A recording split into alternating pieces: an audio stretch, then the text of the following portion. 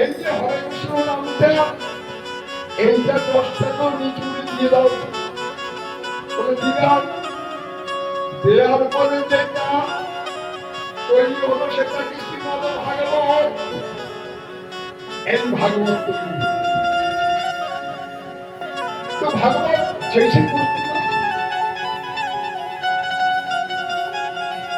সকল বেদের সার একমাত্র মহামন্ত্র যার নাম তাহাকেও নিষ্কাশন করে যেটা তৈরি হলো সেটা হলো শ্রীমদ ভাগবত।